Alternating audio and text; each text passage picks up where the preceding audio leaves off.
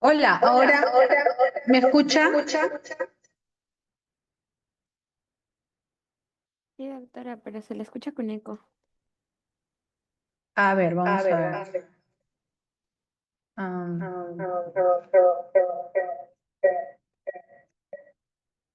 a ver, ahora, ¿se me escucha mejor? Sí, doctora. Ya, perfecto. Entonces, ahora, ¿cómo vamos a estar así acá a cada rato admitiendo todo? ¿Cómo hago para... A ver. mm, ya. La puedo hacer, María. ¿Dónde estás, María Fernanda? Sí, doctora. Te puedo hacer, para que tú vayas aceptando. Está bien, doctora. Pero el tema es dónde lo pongo, porque te pongo ahí, dice solicitar, reactivar audio, chatear, cambiar de nombre, permitir anclaje múltiple, poner en sala de espera, quitar. ¿Dónde le doy? Mm, María Fernanda. Debe salir como añadir coanfitrión. Sí, pues. Ah, mm, no dice nada de eso. ¿Dónde más puedo poner? A ver. A ver. Vamos a ver. María Fernanda. Ya, ya te he puesto. Ahora sí. Sí, doctora.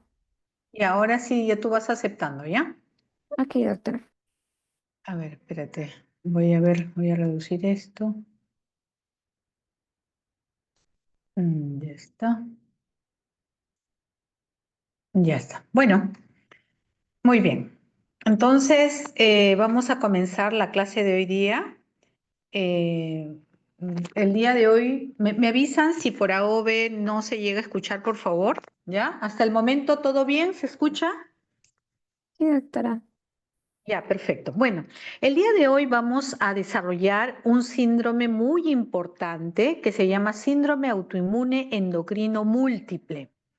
Este síndrome en alguna parte de su carrera clínica van a tener la oportunidad de verlo y también de poder diagnosticarlo. Para eso es importante tener algunas consideraciones. ¿Qué cosa es? En principio, su mismo título lo dice, ¿no? Es un conjunto de entidades en la cual se van a caracterizar que va a haber una alteración de la Doctora, función hormonal, ¿sí? disculpe, ¿está compartiendo? Sí, ¿no se ve? No, no se ve, doctora. Ah, me dijeron que sí se veía la... Sí, A ver un doctora, ratito. pero se dejó de compartir.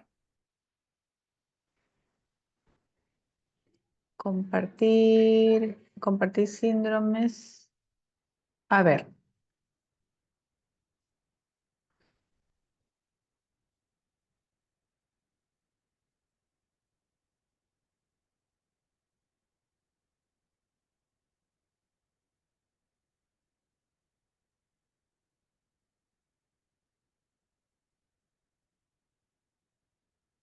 mm, Tú lo tienes también. Te he pasado. Sí, ¿Lo puedes doctora. compartir tú?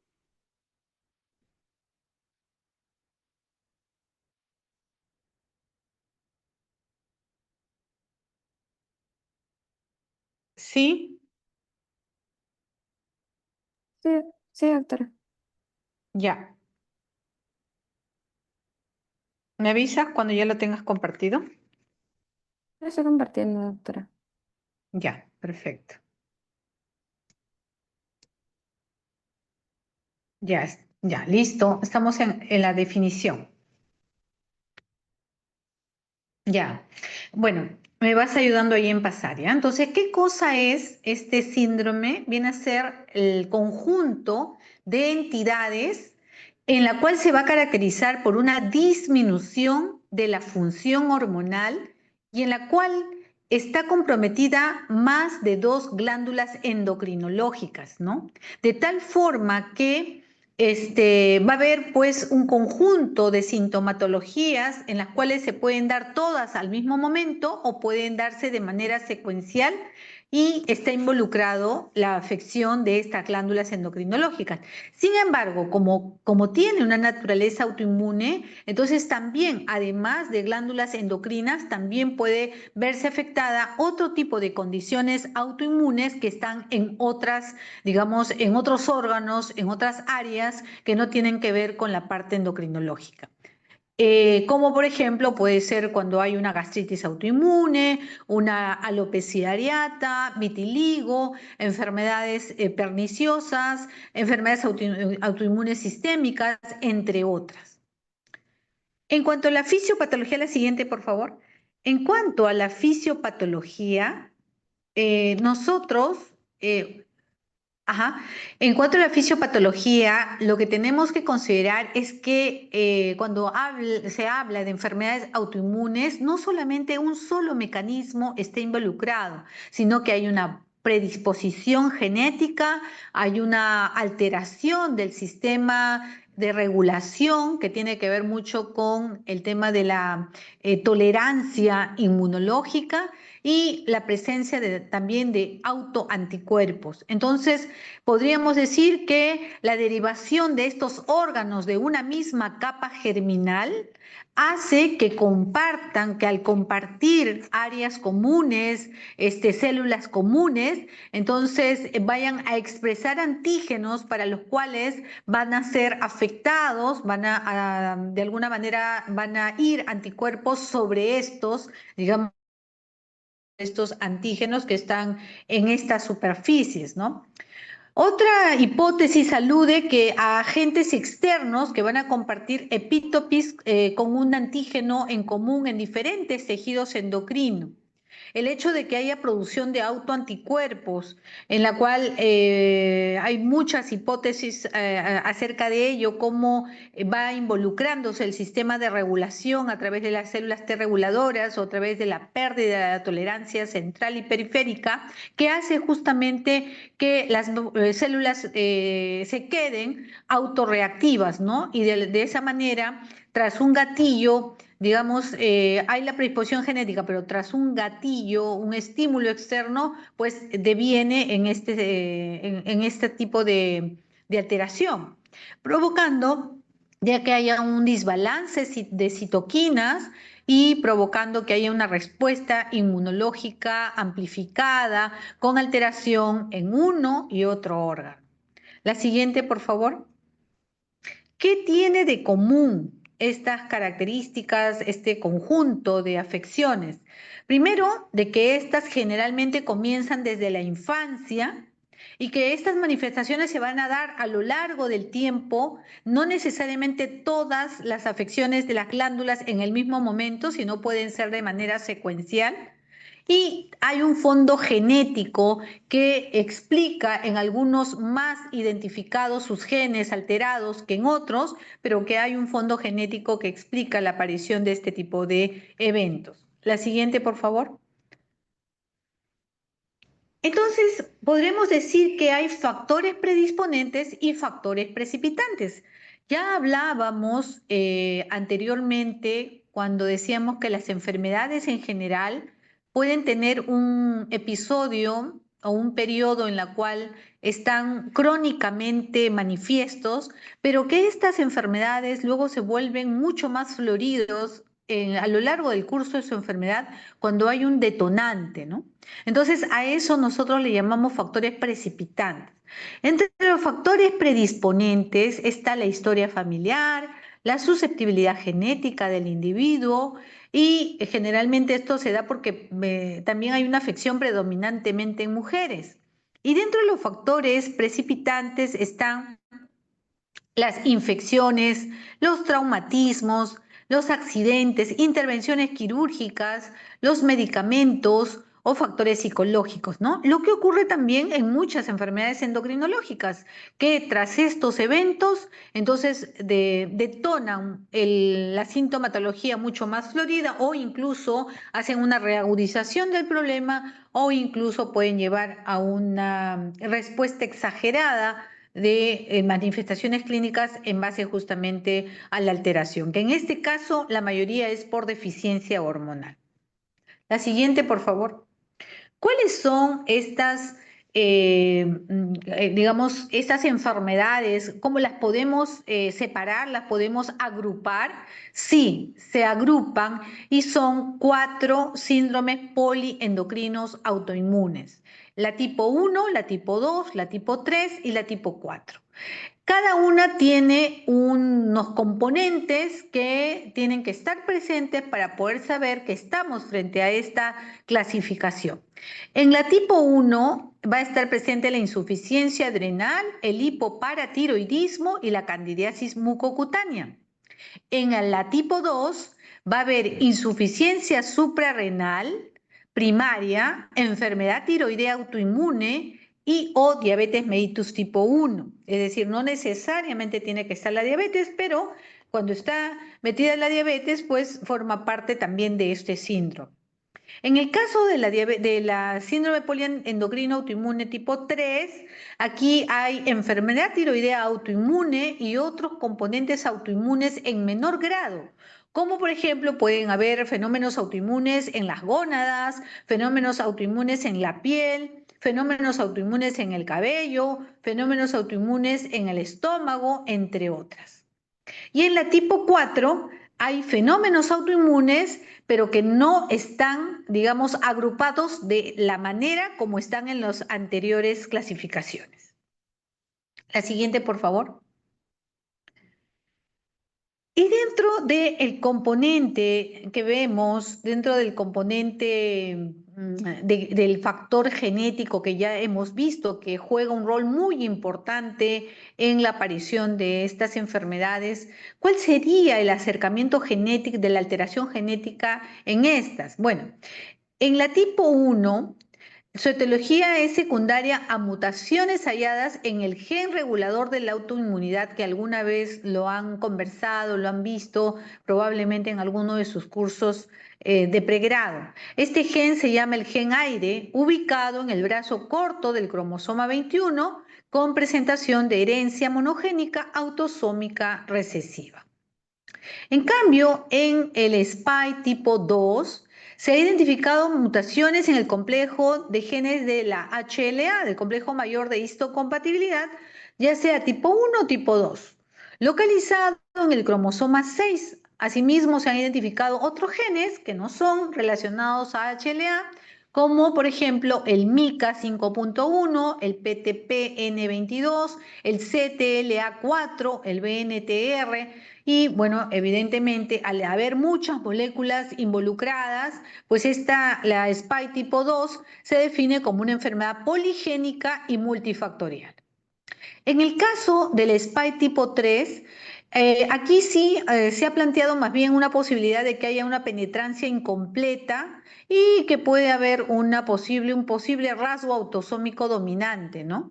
Igual es una enfermedad poligénica y más bien lo que se ha podido identificar son mutaciones en los cromosomas 6, 2, 1 y X, relacionados a moléculas que tienen que ver con la regulación autoinmune, con las células reguladoras, ¿no? Como el FOXP33, algunas moléculas de presentación que comienzan a fallar y comienzan a presentar indistintamente incluso a moléculas, digamos, a antígenos propios, como es el HLA2, el TLA4, el PTPN2. Entonces, evidentemente, todas estas moléculas tienen que ver son genes que tienen que ver con la codificación de proteínas que participan en el sistema inmunológico y que de alguna manera van a fallar y de tal manera que hacen que haya pérdida de la tolerancia. La siguiente, por favor. Ya. Bueno, entonces, Para poder determinar justamente y ubicarnos frente a cuál estamos, frente a cuál cuadro clínico estamos, aquí hay una tabla resumen que me parece súper interesante. Ustedes lo van a poder encontrar en los textos, en internet, lo van a poder de alguna manera localizar. Y me parece interesante porque cuando uno está frente a estos cuadros clínicos, necesita definir, ¿no? A ver, ¿cuáles son los componentes que me hacen pensar en esta enfermedad? En el caso de cualquiera de ellos, tiene que haber un componente principal, es decir, que eso o sí tiene que estar presente. Y luego pueden haber componentes menores o secundarios y en las cuales están acompañando a las otras afecciones. Entonces, para poder tipificarlas y saber si estamos frente a una u otra, es importante saber estas características. Entonces, el SPY tipo 1 se caracteriza por componentes principales, enfermedad de Addison o insuficiencia suprarrenal, ¿no es cierto? Hipoparatiroidismo y candidiasis mucocutánea. ¿Pueden haber otros componentes autoinmunes? Sí, pueden haber otros componentes. Puede haber hipogonadismo, alopecia, queratitis, hepatitis autoinmune, vitiligo, tiroiditis crónica, diabetes mellitus tipo 1, síndromes malabsortivos de tipo autoinmune, anemia perniciosa, gastritis atrófica, enfermedad celíaca, adenohipofisitis, síndrome de Sjögren. Generalmente se inicia en la infancia, es predominantemente en mujeres, es monogénica y el gen aislado es el aire, es de herencia autosómica recesiva y hay una distrofia ectodérmica que está presente. En cambio, en el SPY tipo 2, el componente principal de este cuadro que me marca que estamos frente a este tipo 2 es enfermedad de Addison, es decir, hay una insuficiencia suprarrenal, pero sobre todo hay una enfermedad tiroidea autoinmune y puede o no puede haber diabetes mellitus autoinmunitaria. Mientras que los componentes menores es que se puede acompañar de otros fenómenos autoinmunes, no necesariamente endocrinos. Vitiligo, gastritis autoinmune, hepatitis autoinmune, anemia perniciosa, alopecia, miastenia graves, hipogonadismo, ¿no? La edad de inicio, a diferencia del SPY tipo 1, puede darse en la adolescencia en adultos, siempre es más frecuente en mujeres, es de transmisión poligénica, autosómica dominante y generalmente no hay mucha distrofia ectodérmica que se pueda observar. En el SPY tipo 3, aquí lo fundamental es que sí tiene que estar presente como componente principal enfermedad tiroidea autoinmune.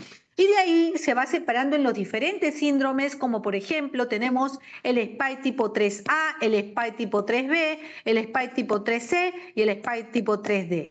¿Y qué es lo que conforma estas subclasificaciones? Es el componente menor que acompaña al componente principal que va a ser la enfermedad tiroidea autoinmune. Entonces, en el SPY tipo 3A tienen que haber otras enfermedades endocrinas, ¿ok?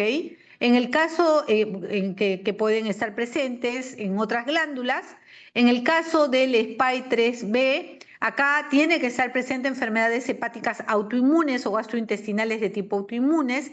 En el SPY tipo 13 hay enfermedades neuromusculares o de la piel de tipo autoinmune y en el 3D hay enfermedades del colágeno de tipo sistémicas o vasculares autoinmunes o hematológicas autoinmunes. Entonces, en base a eso, son los componentes que pueden acompañar al componente principal que de todas maneras tiene que ser una enfermedad tiroidea autoinmune. En el caso del 3, generalmente su forma de presentación es en adultos, también es en mujeres, la genética es desconocida y su tipo de herencia también hemos visto que es mal definida y al parecer es de tipo dominante, ¿no? Y a diferencia del SPY tipo 1 en donde la distrofia ectodérmica está presente, aquí puede estar ausente. En el caso del SPY tipo 4, acá hay combinaciones no incluidas en los grupos previos, o sea, puede haber cualquier tipo de afectación endocrinológica, pero que no sea asociada como la que está en la 1, 2 y 3. Y el acompañamiento de los componentes menores puede ser cualquier actividad, órgano específico o sistémica de enfermedades autoinmunes. Se presenta en adultos, también más en mujeres, tiene una genética desconocida, herencia también mal definida y no tiene distrofia ectodérmica. La siguiente, por favor.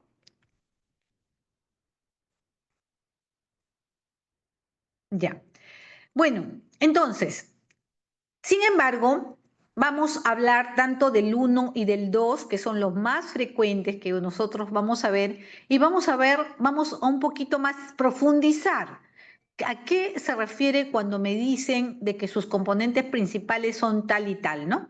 En el caso, por ejemplo, del SPY tipo 1, que estamos viendo que hay tres componentes, porque está el hipoparatiroidismo, está la hipoadrenalitis autoinmune o la insuficiencia suprarrenal autoinmune y la infección por cándida. ¿Qué características tienen que tener estas? Bueno, primero, si estamos hablando de que este fenómeno de autoinmunidad es porque hay la presencia de autoanticuerpos o procesos inflamatorios que van a provocar una alteración de las células endocrinológicas en esas glándulas, pues entonces es de suponer de que va a haber una deprivación, una disminución de la producción de las hormonas. Entonces, esto es lo que pasa cuando se afecta la paratiroides y se afecta también la glándula suprarrenal.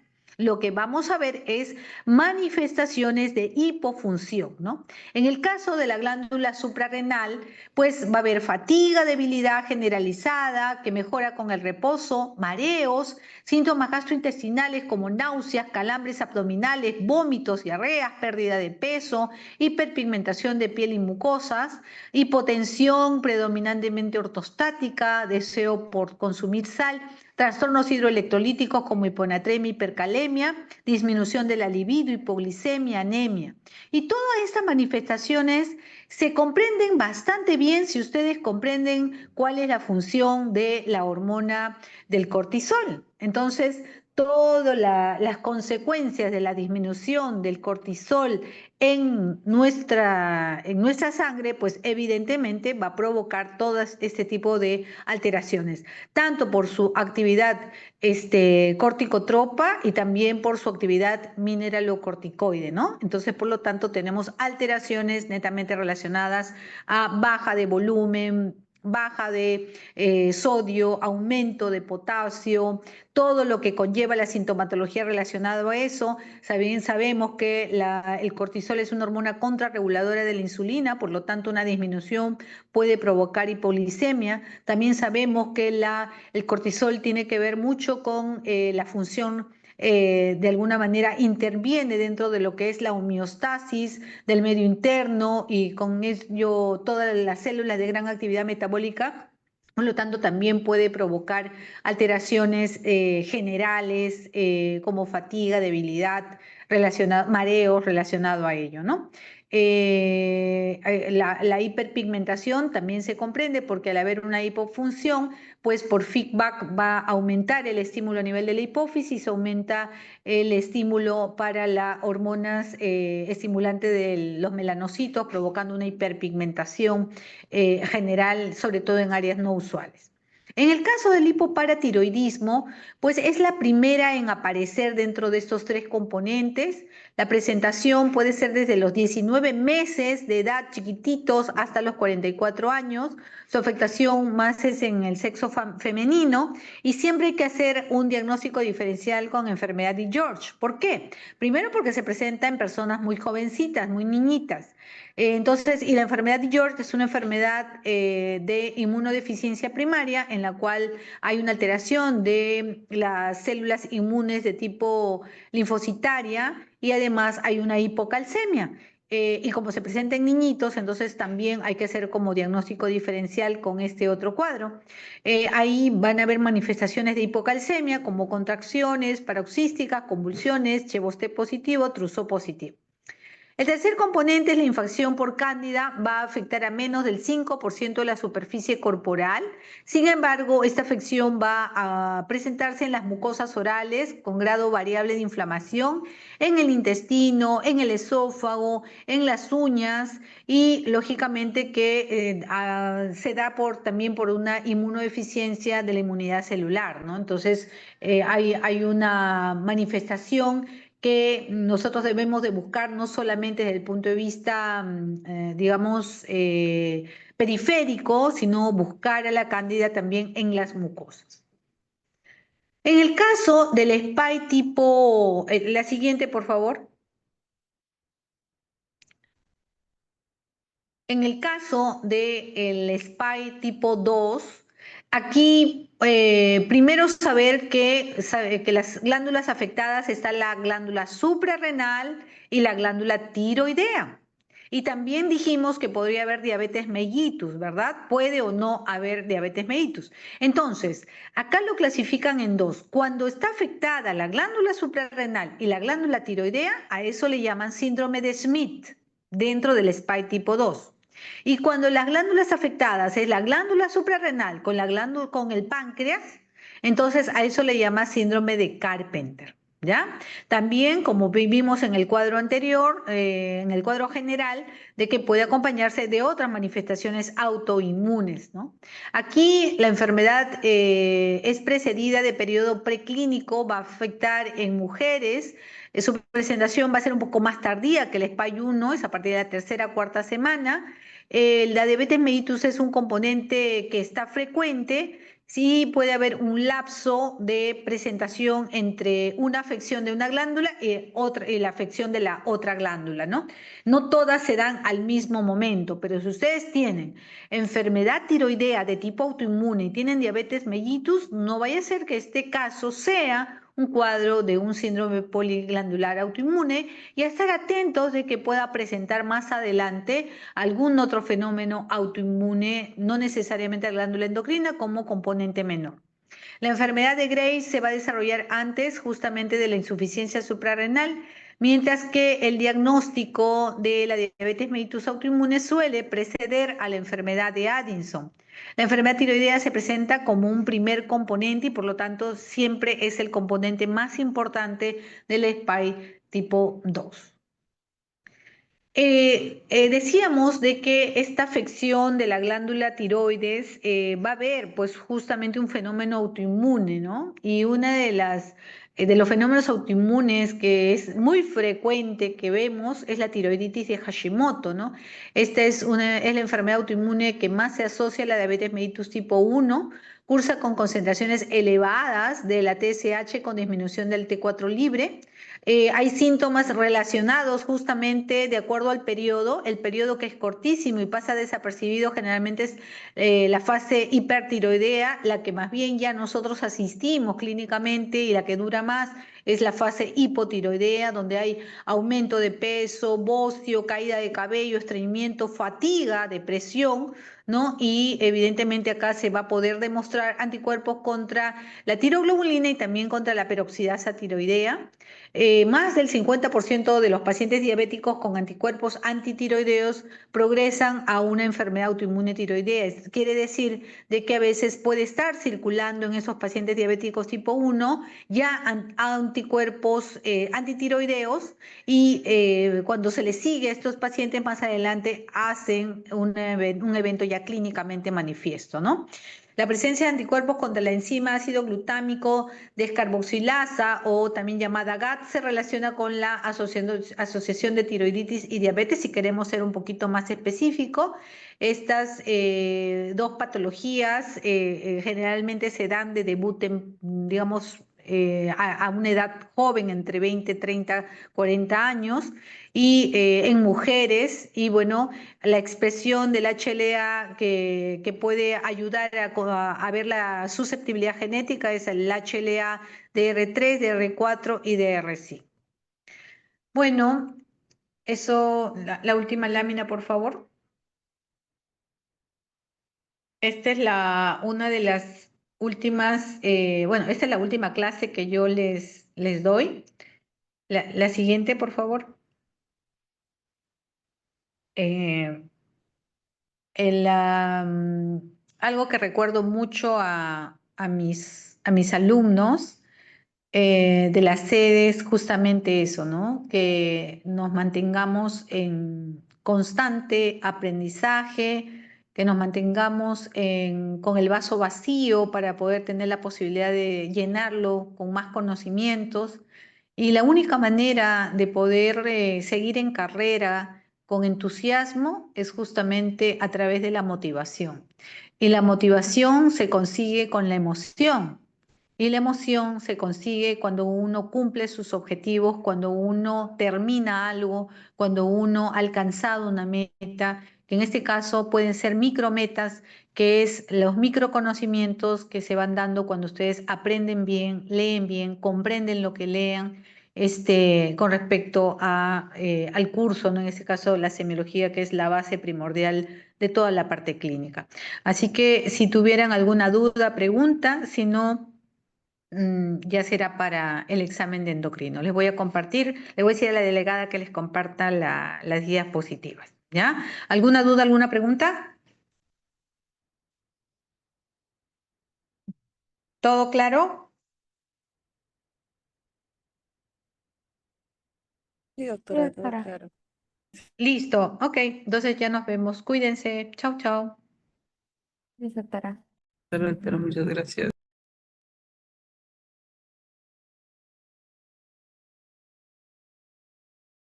Hasta luego, doctora. Muchas gracias.